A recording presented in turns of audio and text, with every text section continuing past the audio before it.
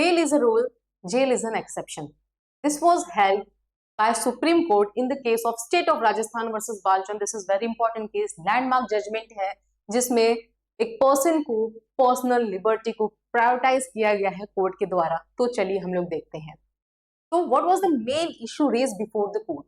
तो जो main issue था वो ये था कि whether bail should be granted to an accuse during the pendency of a judicial proceeding, या फिर and what principle should govern the grant और रिफ्यूजल ऑफ अ बेल। तो क्वेश्चन कोर्ट के सामने ये था कि अगर जुडिशियल प्रोसीडिंग पेंडिंग है, कोर्ट के सामने चल रही है, क्या उस दौरान में जो एक्यूज्ड है उसको क्या बेल दिया जाना चाहिए?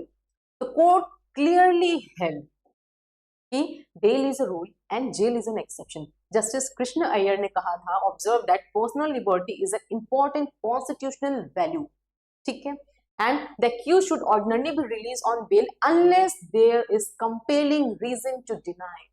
जब तक कोई सॉलिड रीजन नहीं होता है, कोई एक्सेप्शनल सर्कमस्टेंसेस नहीं होता है, तब तक उस पर्सन को बेल दे देना चाहिए, क्योंकि जब तक वो गिल्टी प्रूवन नहीं होता है तब तक अधिकार है कि वो अपने पर्सनल लिबर्टी के साथ रहे।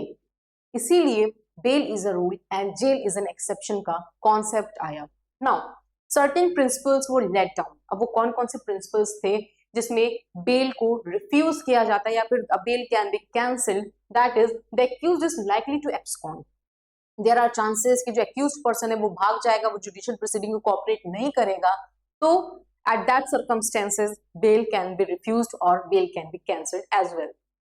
Second condition is the accused may tamper the evidence. If there are chances कि जो accused person है one or the other way he is trying to tamper the evidences, या फिर कहीं ना कहीं से वो investigation को manipulate कर रहा है, judicial proceeding में hindrance create कर रहा है, then court may refuse to grant the bail, या फिर the court may also cancel the bail if the bail has been granted. तो second foremost condition.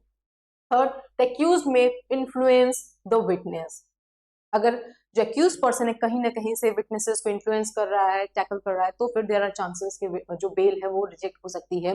The accused may repeat the same offense. अगर court को ये लगता है कि जो accused person है वो habitual offender है, ठीक है, उनकी बहुत सारे criminal histories हैं, so in this situation the bail may be refused.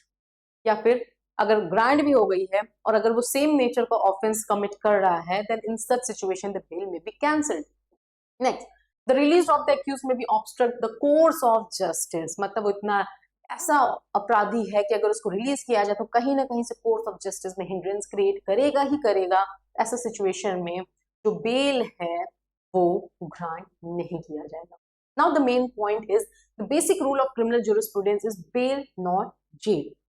Bail should ordinarily be granted unless there are exceptional circumstances showing that the accused may misuse the liberty granted by the court. Court ने साफ साफ कहा है कि generally एक person को bell पे release कर देना चाहिए unless and until there are exceptional situation कि नहीं कहीं ना कहीं से वो मिसयूज करेगा, एविडेंसेस को टैम्पर करेगा, तो अदरवाइज उस पर्सन को बेल पे रिलीज कर देना चाहिए। This was the concept held in this case. Thank you so much.